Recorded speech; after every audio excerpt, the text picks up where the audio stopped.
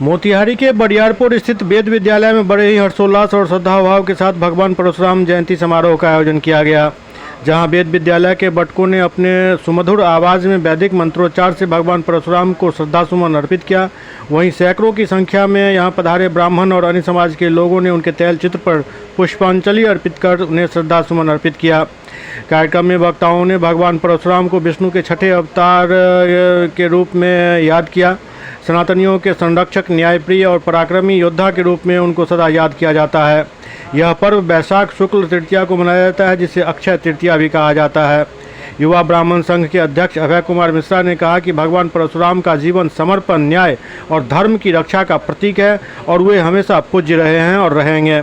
ज़रूरत है कि हम उनके कृत्यों को जन जन तक पहुँचाएँ और सर्व समाज उनकी जयंती मनाए, उनकी पूजा अर्चना करे, क्योंकि दुनिया जानती है कि उनसे बड़ा योद्धा इस धरती पर पैदा ही न हुआ और न होगा।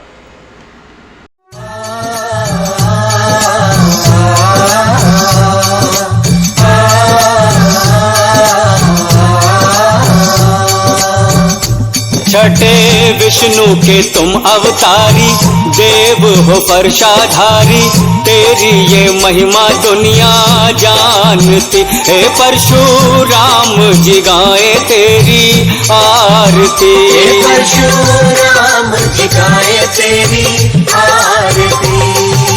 जय जय परशुराम भगवान, जय जय परशुराम। रघुकुल के हो तुम नंदन, वीर बड़े तपधारी, वीर बड़े तपधारी। जमदग्नि है पिता आपके, रेणुका महतारी, रेणुका महतारी। तेरी ज्योत जगे है न्यारी, मूरत है लगती प्यारी, सबके ये सूरत मन में। कैसे मनाए हैं आप लोग? आज हम लोग को जो है सो युवा ब्राह्मण संघ के तरफ से आज परशुराम जी का जो है सो पूजा पाठ और जन्मदिन मनाया जा रहा है। इसलिए हम लोग सभी लोग इकट्ठा हुए हैं वेद विद्यालय बरियारपुर में। क्या इसके क्या संदेश देना चाहते हैं आप लोग? संदेश देना चाहते हैं कि अभी जो है परशुराम जी जो सिर्फ ब्राह्मण के भगवान नहीं है, वो हम लोग चाहते हैं कि हर जाति के लोग जो है परशुराम जयंती मनाए। जैसे हम लोग राम जी को मनाते हैं, कृष्ण जी को मनाते हैं, सभी किसी को मनाते हैं, उसी तरह जो हम संदेश देना चाहते हैं कि परशुराम जी का जयंती जो है सो हर वर्ग के लोग मिल करके मनाएं। क्यों मनाए, कारण क्या है? कारण है कि भगवान है, छठे अवतार हैं, विष्णु के छठे अवतार हैं, इसलिए। जी।